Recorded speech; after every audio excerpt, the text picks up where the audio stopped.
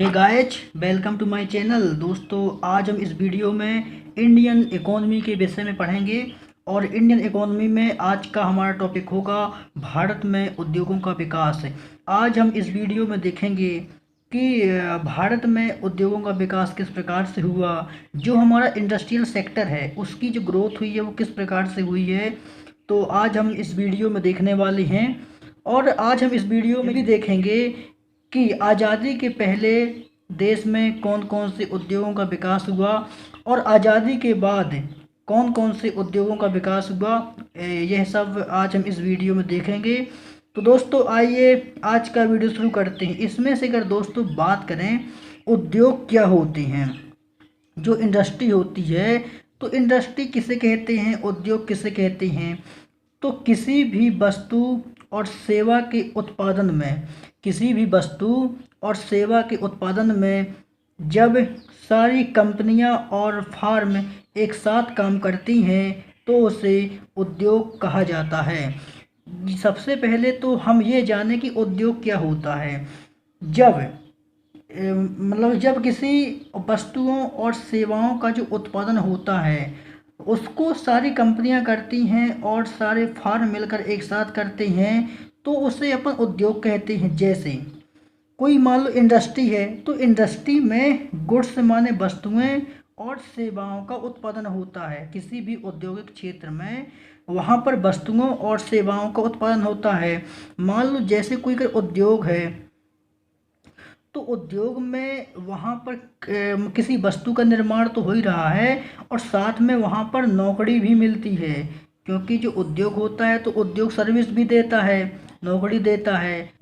इसके बाद अपन देखते हैं कि ऑटोमोबाइल उद्योग। ऑटोमोबाइल उद्योग क्या होता है, यह एक उदाहरण के तौर पर समझते हैं कि ऑटोमोबाइल जो उद्योग होता है उसके अंतर्गत दोस्तों मारुति आती है, Honda, hero, Bajaj, TVS, Mahindra, जितनी भी ट्रांसपोर्ट की चीज़ें होंगी वो सब ऑटोमोबाइल उद्योग के अंतर्गत आएंगी। यहाँ पर मारुति कोई उद्योग नहीं है, जहाँ पर मारुति कार बनती है वह कोई उद्योग नहीं है। होंडा की जो बाइक बनती है, होंडा कोई उद्योग नहीं है, हीरो कोई उद्योग नहीं है। जहाँ पर ये सब चीज़ें सारी मिलकर बनती हैं उसको बोलते हैं ऑटोमोबाइल उद्योग, क्योंकि ऑटोमोबाइल उद्योग के अंतर्गत ही मारुति आती है। अगर मान लो वहाँ पर मारुति कार की मैन्युफैक्चरिंग होती है तो वो ऑटोमोबाइल उद्योग होगा। होंडा की बाइक बनती है तो वो ऑटोमोबाइल उद्योग होगा। हीरो, बजाज, टीवीएस या महिंद्रा की जो कारें बनती हैं तो ये सभी मिला करके ये ऑटोमोबाइल उद्योग होता है। इसके बाद वहीं बात करें दूरसंचार उद्योग की, कि दूरसंचार उद्योग क्या होता है। तो दूरसंचार उद्योग दोस्तों जहाँ पर बीएसएनएल, रिलायंस, जियो, आइडिया, वोडाफोन, जितनी भी दूरसंचार से संबंधित जो वस्तुएं वहाँ पर बनती हैं वो दूरसंचार उद्योग के अंतर्गत आती हैं। यहाँ पर बीएसएनएल कोई उद्योग नहीं है, रिलायंस कोई उद्योग नहीं है, जियो की सिम कोई उद्योग नहीं है, आइडिया, वोडाफोन, टाटा ये कोई उद्योग नहीं है। जहाँ पर ये सारी चीज़ें मैन्युफैक्चरिंग होती हैं, ये सारी चीज़ें इस क्षेत्र के अंतर्गत आती हैं, उसको उद्योग कहा जाता है। जैसे ऑटोमोबाइल उद्योग में जितने भी ट्रांसपोर्ट की वस्तुएं होती वो सब आती हैं। और जैसे दूरसंचार उद्योग में जितने भी दूरसंचार की वस्तुएं होंगी वो दूरसंचार के तहत आएंगी। इसको दोस्तों दूरसंचार उद्योग को टेलीकॉम सेक्टर कहा जाता है, ये टेलीकॉम सेक्टर के अंतर्गत आता है। वहीं बात करें अगर उद्योग की, तो उद्योग में वस्तुओं और सेवाओं दोनों को उत्पादन होता है। उद्योग में वस्तुएं बनती हैं और नौकरियां भी वहाँ पर बनती हैं। तो उद्योग नौकरी देते हैं तो वहाँ पर वस्तुएं और सेवाओं दोनों का विकास होता है। इसके बाद हम देखते हैं कि भारत में उद्योगों का विकास किस प्रकार से होता है। कि जो भारत में उद्योगों का विकास होता है वो हम देखेंगे दोस्तों आज़ादी के पहले, कि आज़ादी के पहले भारत में उद्योगों का विकास किस प्रकार से हुआ है। तो सबसे पहले बात करते हैं 1853 में। 1853 में सबसे पहले चारकोल कारखाने की शुरुआत होती है। ये देश में लगने वाली पहली फैक्ट्री थी, लेकिन ये असफल हो जाती है। इसके बाद बात करते हैं जो दूसरी फैक्ट्री देश में लगती है, वो लगती है 1854 में। 1854 में कॉटन मिल की फैक्ट्री लगती, किसकी? कॉटन मिल की। तो 1854 में जब देश में कॉटन मिल की फैक्ट्री लगती है और ये कावासाची नाना भाई डावर के द्वारा इसको मुंबई में स्थापित किया जाता है, और ये देश की पहली सफल फैक्ट्री थी।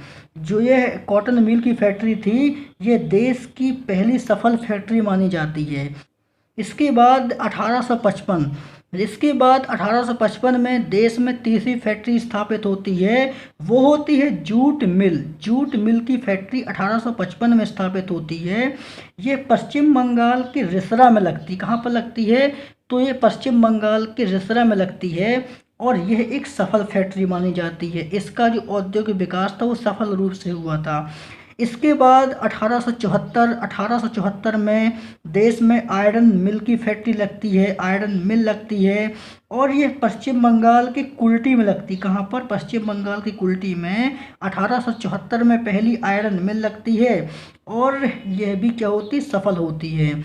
इसके बाद दोस्तों आगे बात करते 1907 सन 1907 में टिस्को की स्थापना होती है। सन 1907 में टिस्को की स्थापना होती है। ये जो दोस्तों कंपनी थी टिस्को, ये Tata iron and steel company थी, और यह बिहार की साकची में स्थापित होती है। इसको जमशेदजी टाटा द्वारा इस टिस्को को स्थापित किया गया था। तो टिस्को की स्थापना कब होती है? टिस्को की स्थापना 1907 में होती है, और कहाँ पर होती है? बिहार में होती है, और इसको बिहार की साकची में जमशेदजी टाटा द्वारा स्थापित किया जाता है। इसके बाद दोस्तों बात करते हैं कि टिस्को की स्थापना किस प्रकार से होती है। जो ये टिस्को कंपनी बिहार में स्थापित की गई है, तो ये स्वर्ण रेखा नदी और खरकई नदी के किनारे पड़ता है। जो ये टिस्को कंपनी लगी हुई है, तो टिस्को कंपनी ये बिहार में है। स्वर्ण रेखा नदी और खरकई नदी, ये स्वर्ण रेखा नदी और खरकई नदी के किनारे टिस्को को स्थापित किया गया है। तो यहाँ से टिस्को को पानी मिल जाता है। जो ये कंपनी है, यहाँ से इसको पानी मिल जाता है, स्वर्ण रेखा नदी से और खरकई नदी से इसको पानी मिल जाता है।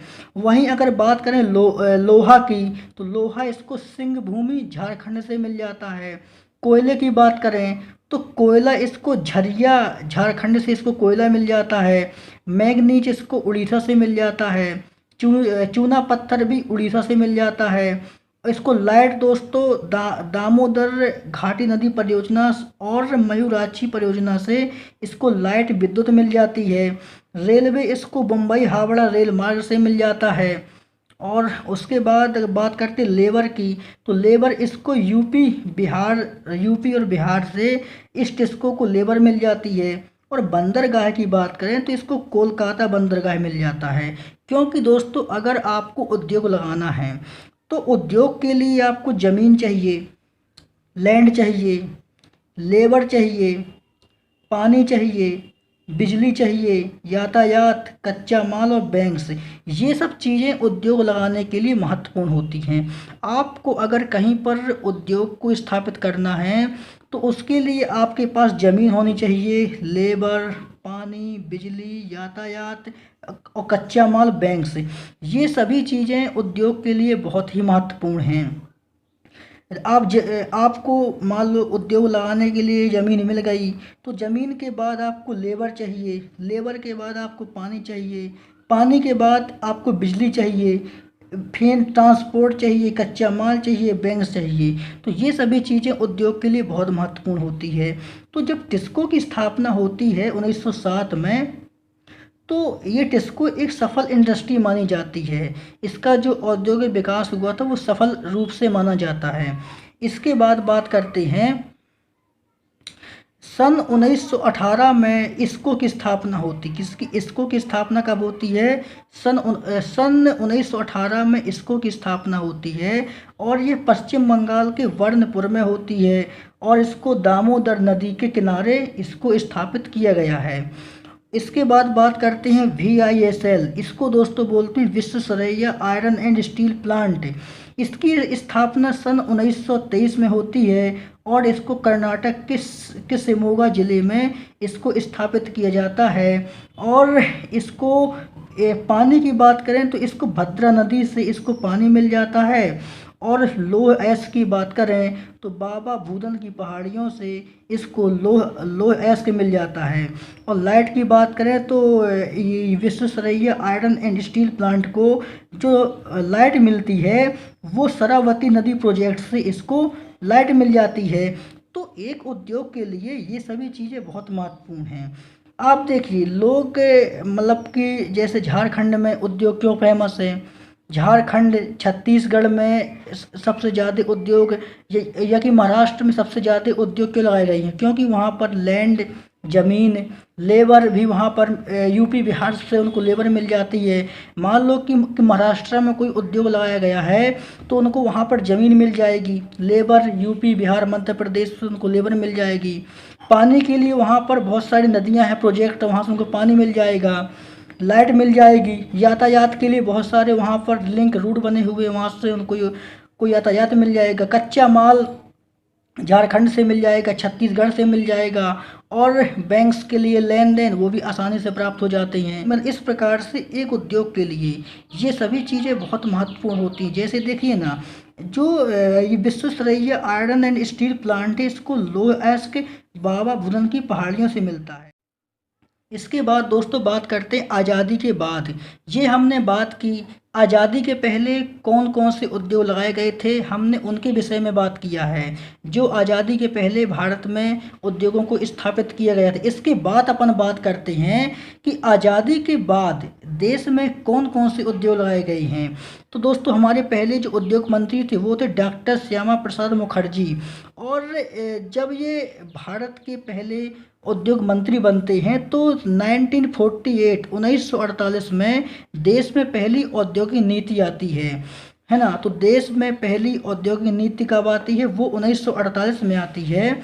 और अभी तक कुल 8 बार औद्योगिक नीति आ चुकी। कब कब आई है, एक आई है 1948 में, दूसरी 1956 में, तीसरी 1969 में, चौथी 1973 में, पाँचवीं 1977 में, छठवीं 1980 में, सातवीं 1986 में, और जो आठवीं आई थी वो न्यू इंडस्ट्रियल पॉलिसी वो आई थी आपकी 1991 में। तो देश में मैं अभी तक आठ औद्योगिक नीति आ चुकी हैं।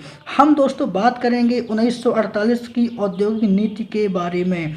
तो 1948 की औद्योगिक नीति के अनुसार उद्योगों को 2 सेक्टर में बांटा गया था। जब दोस्तों देश आज़ाद हो जाता है और आज़ादी के बाद जब देश में पहली औद्योगिक नीति 1948 को आती है तो उसके अनुसार भारत सरकार ने उद्योगों को 2 सेक्टर में बांट दिया था। वो सेक्टर थे, पहला था आपका सरकारी सेक्टर यानी कि शासकीय क्षेत्र, और दूसरा था निजी क्षेत्र। मतलब कि कंपनियों पर दोनों सेक्टर का हाथ होगा। कुछ निजी लोग भी कंपनियों में पैसा लगाएंगे और कुछ सरकार कंपनियों में पैसा लगाएगी। तो ये यहाँ पर सिस्टम बनाया गया था कि 2 सेक्टर में बांट दो, शासकीय क्षेत्र में और निजी क्षेत्र में। कुछ सरकार पैसा लगाएगी, कुछ निजी क्षेत्र पैसा लगाएंगे।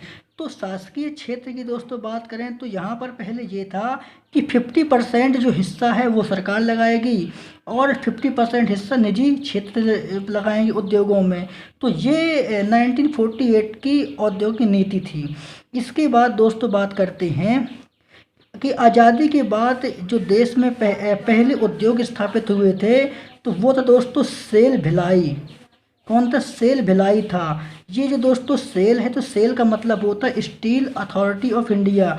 ये सेल देश के सारे उद्योगों को कवर करता है, मतलब उनकी देखरेख करता है। सेल के अंतर्गत ही भिलाई आता है, राउरकेला आता है, दुर्गापुर आता है, ये सभी सेल के अधीन आते हैं। इसके बाद जो देश में आज़ादी के बाद जो पहले उद्योग स्थापित होते हैं तो वो था दोस्तों सेल भिलाई। सेल भिलाई ये रूस के सहयोग से स्थापित होता। किसके सहयोग से, तो जो भिलाई उद्योग था ये छत्तीसगढ़ में पड़ता है।